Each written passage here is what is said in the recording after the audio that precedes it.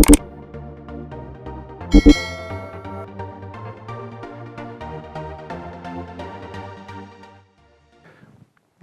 الله الرحمن الرحيم نحمده ونصلي على رسوله الكريم أما بعد فأعوذ بالله من الشيطان الرجيم بسم الله الرحمن الرحيم إن الله لا يغير ما بقوم حتى يغيروا ما بأنفسهم صدق الله العلي العظيم. قدرمن لیدونکو اوریدونکو موږ د لیډرشپ د درسونو د سلسلې په پایله کې د خپلې درېیمې ویډیو یا د درېیم کانفرانس سره تاسو سره مخامخ شو. ډېره زیاته مننه چې د موږ سره یاستئ. موږ په تیرو دوو بحثونو کې په پیل کې د لیډرشپ په اړتیا او اهمیت باندې خبرې وکړې چې ولې باید موږ لیډرشپ مطالعې ته رجوع وکړو، د لیډرشپ په اړه باندې ځانونه پوه کړو، لیډر څه ته ویل کېږي، د تعریف هم وکړو، د لیډرشپ تعریف هم وکړو. په دویمه مرحله کې موږ تیوریانې ولوستلې، په ځانګړې توګه باندې د برنارډ باس تیورۍ چې لیډرشپ په لویه کې په دریو برخو باندې ویشي، او دارنګه موږ د لیډر ځانګړنو باندې بحث درلوده چې بالاخره لیډر د لیډرشپ په دې مثلث کې د لیډر ځانګړنې کومې دي، کوم کس باندې موږ حکم کولی شو چې دا لیډر ده، چاته لیډر ویلی شو. هیله ده چې ملګري هغوی چې هغه ویډیوګانې نه دي کتلي هغه وګوري تر څو وکولی شي د همدې سلسلې په درېیمه ویډیو چې نن موږ پرې باندې بحث کوو هغه د لیډرشپ سټایلونه دي، د لیډرانو سټایلونه دي، بڼې دي، ډولونه دي چې یو لیډر کومې بڼې ځان ته خپلولی شي یا په کومو بڼو کې لیډر را څرګندېږي تر څو په دې منځپانګه باندې ښه پوه شي. د لیډرشپ د بڼو یا د لیډر او د رهبر د نمونو او بڼو په اړه باندې مختلفو خلکو بحثونه کړي. موږ او تاسې به درې مختلف بحثونه په دې ولرو. نن به د ماونټن او بلیک کوم چارټ چې ده چې هغوی ډېر تمرکز په تولید باندې کړی او په خلکو باندې کړی، په دې چارټ باندې به خبرې ولرو. مګر بله ورځ کېدای شي موږ بیا د ګولمن د لیډرشپ په سټایلز باندې وغږېږو چې هغه یو بل عالم ده او هغه د لیډرشپ څخه خپل یو پیژندګلو او یو معرفت لري، هغه باندې کېدای شي بله ورځ وغږېږو. د بلیک او ماونټن له نظره لیډران دوه ډېرې مهمې موخې لري. لومړی تولید کار، دوی په کار پسې ګرځي، نتیجې پسې، په پایله پسې، یعنی هغه کار نه هدف موخې ته رسېدل دي، د موخې پالل دي، د موخې ټاکل دي، د موخو لاسته راوړل دي. او دویم ډېر مهم مسؤلیت چې لیډران لري هغه د ملاتړو پلویانو راماتول دي، اغېزمنول دي، د هغوی ځان سره ساتل دي. نو دوی یو ګراف باسي چې په هغه کې یو نهایت که موږ وایي وګورو، وای ته خلک وایي، پیپل ښیي چې یعنې په خلکو دوی تمرکز کوي. او د ایکس محور چې ده هغه که موږ وګورو هلته دوی په تولید باندې تاکید کوي. دوی له نظره داسې لیډر د کار په پایله پسې یا په موخه پسې ګرځي. له دې په دې ډول باندې چې کله موږ د بلیک او ماونټن له نظره لیډر وګورو، لیډر په څلورو برخو ویشلی کېږي. لومړنی لیډر هغه چې ډېر زیات تاکید یې په کار باندې، په موخه باندې، په هدف باندې، دی په هدف پسې ځي، دی هدف پالي، هدف معلوموي، مشخصوي او هدف ته رسېدلو موخه یي. د تر ټولو نه مهمه لاسته راوړنه د خپل لیډرشپ کړنو کې، په مسؤلیتونو او صلاحیتونو کې د هدف لاسته راوړل. دی د خلکو خوشحالولو باندې ډېر زیات تمرکز نه کوي. دی په دې کې نه ده چې ما سره خلک د هدف ته د رسېدلو په برخه کې همغږي دي، ملاتړي دي او که نه، دی خپل هدف پالي. د دې لیډرشپ بڼه دی لیډر دلته د دیکتاتور په بڼه باندې را څرګندېږي. اټوکریټک یا ډیکټیټر لیډرشپ دی ته وایي، ځکه دیکتاتور لیډر یا اټوکریټک لیډر هغه لیډر ده چې دی ډېر زیات تمرکز د کار په سرته رسولو باندې کوي، د موخې ته یې رسېدلو باندې کوي. دنه خلک ناخوښه وي مګر دی لاسته راوړنې لري.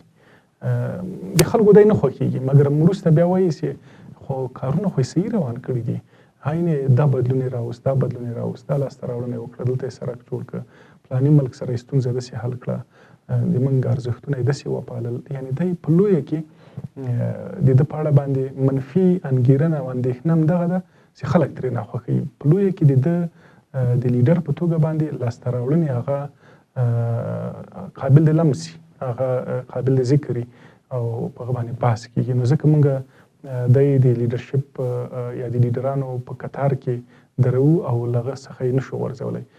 په نړۍ کې ګڼ مشران په مختلفو وختونو کې د دیکتاتور یا د اټوکریټک لیډرشپ په بڼه باندې را څرګند شوي دي.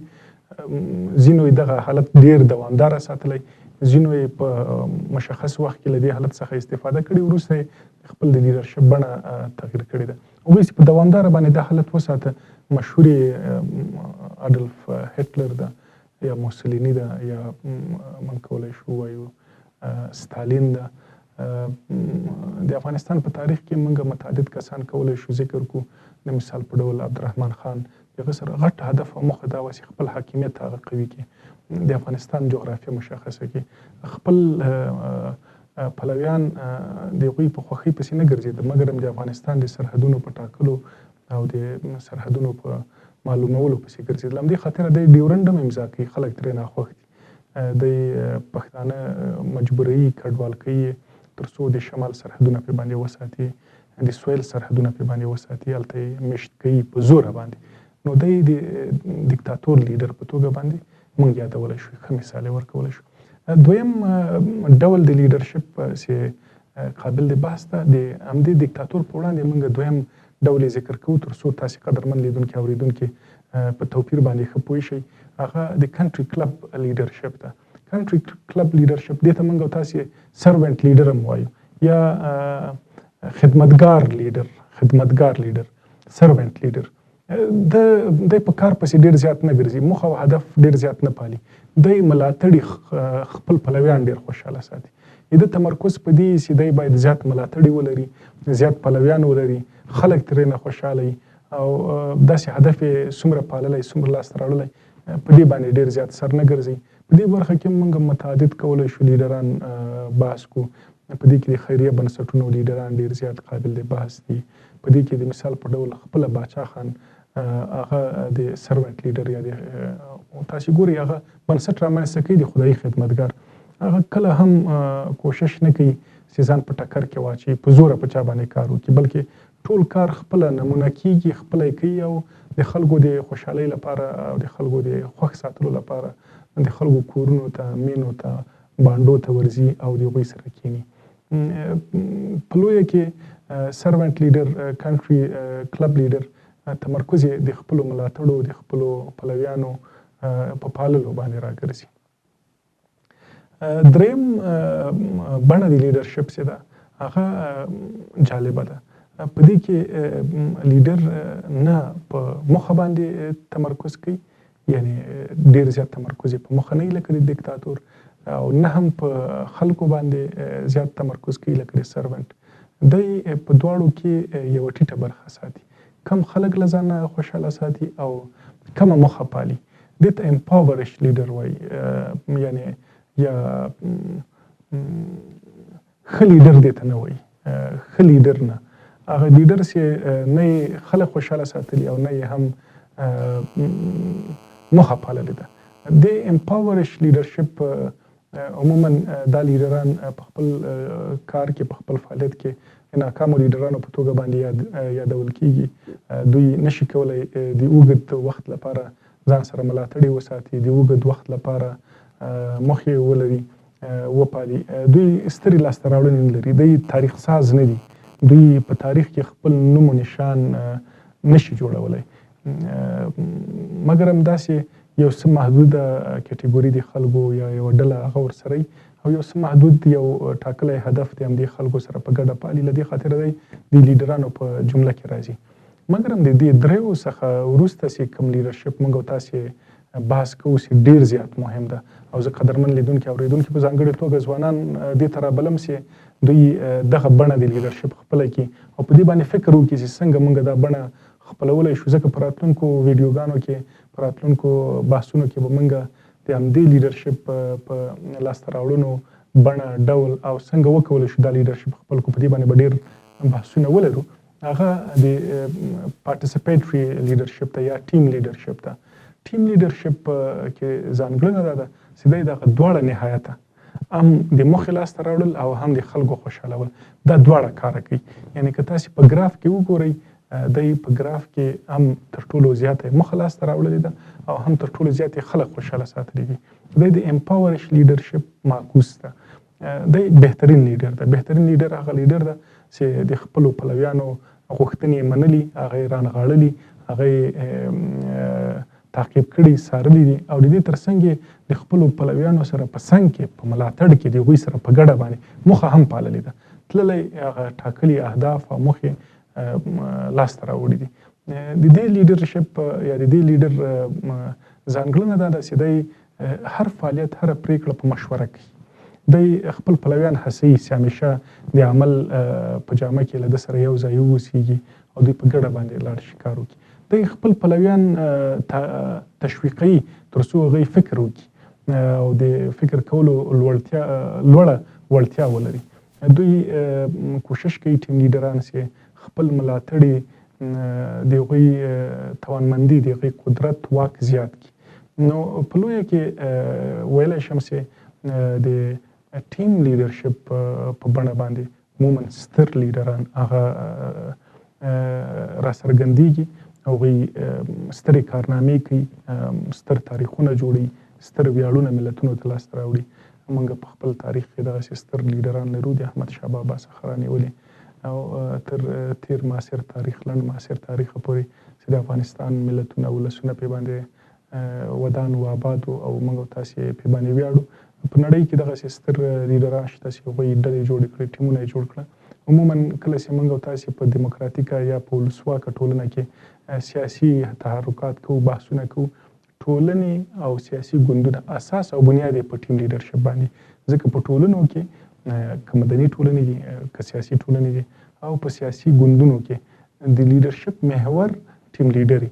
هر څوک چې په داخل د لیډرشپ په داخل د ډله کې ډیر فعالیت کوي، ډیر نور هڅوي، ډیر نور توانمندوي، د نورو وړتیا او د هغوی کارنامې ستایي، هغوی ډیر کولی شي چې سترې لاسته راوړنې رامنځته کړي او ډېر پرمختګ وکړي. له قدرمنو ځوانانو څخه هیله کېږي چې لیډرشپ په دې بڼو کې فکر وکړي. عموما پوښتنه دا کېږي چې کم بڼه د لیډرشپ تر ټولو ښه ده. ځواب یوازې دا نه ده چې ټیم لیډر تر ټولو ښه لیډر ده یا د ډلې لیډر تر ټولو ښه یا پارټیسپیټري مشارکتي لیډرشپ تر ټولو ښه لیډر نه. علما د دې په اړه باندې نظر لري چې 4 سره بڼې د لیډرشپ باید هر لیډر په دې باندې پوه شي.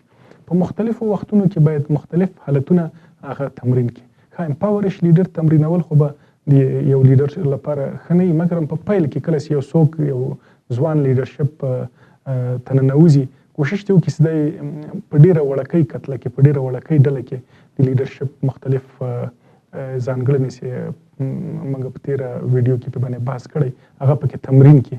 په دې حالت کې به د په موخه باندې تاکید زیات نه وي، د به زیات تاکید په پلویانو او ډله باندې نه وي، مګر په کمه محدوده ډله کې به دی خپل د لیډرشپ ځانګړنې هغه تمرینوي. نو دی امپاورش لیډر ده. مګر بیا یو وخت راځي، یو اضطراري حالت راځي چې هلته موخې ته رسېدل، هدف ترلاسه کول ډېر مهم دي. د خپلواکۍ لاسته راوړل د مثال په ډول، یو ستر ناورین څخه د ولس ژغورل د مثال په ډول، یا په داسې یوه ټولنه کې فعالیت کول چې هغه ټولنه کم سواده ده، هغه ټولنه د موخو په اړه باندې ډېر زیات معلومات نه لري، هغه ټولنه وړتیاوې ډېرې ټیټې دي، ډېرې کمې دي. هلته تاسې باید د لیډر په توګه باندې اهداف او موخې لاسته راوړلو لپاره ډېر زیات کوشش وکړئ. یعنې یو دیکتاتورانه برخورد د لیډرشپ سره کوئ. بیا سروینټ لیډر د یو وخت کې تاسو په خپله ډله کې، په خپل ټیم کې ټول همغږي یاستئ، هم فکره یاستئ، د وړتیا له مخې نه هم فرض کړئ تاسې وړتیاوې هم یو څه سره نږدې دي، برابرې دي. نو په دې حالت کې تاسې د دې لپاره چې ټکر رامنځته کوئ، د ټکر د مخنیوي لپاره تاسې سروینټ لیډرشپ ته رجوع کوئ. مګر که غواړئ چې په لویه کې هم موخې وپالئ، هم خلک درنه خوشحاله اوسېږي، ملاتړي درنه خوشحاله اوسېږي، ښه ده چې د ټیم لیډر په بڼه باندې تاسې خپل د لیډرشپ ځانګړنې راوڅرخوئ او په دې توګه باندې په مخ لاړ شئ. د نن ورځې بحث په همدې باندې رانغاړو چې لیډرشپ د مختلفو علماو او د مختلفو مکاتبو له نظره په مختلفو بڼو باندې تعریف شوی. موږ یې نن د بلاک او ماونټن له نظره بحث وکړه. په بله ویډیو کې به د ګولمن له نظره موږ د لیډرشپ سټایلز یا د لیډرشپ په بڼو باندې خبرې وکړو. هیله ده چې قدرمنو ځوانانو یو څه ترېنه زده کړي او سرلننه د همدې سټایلونو له مخې نه خپل لیډرشپ په بڼو کې فکر وکړي او هغه عیارې کړي. له تاسو ډېره زیاته مننه. درناوی.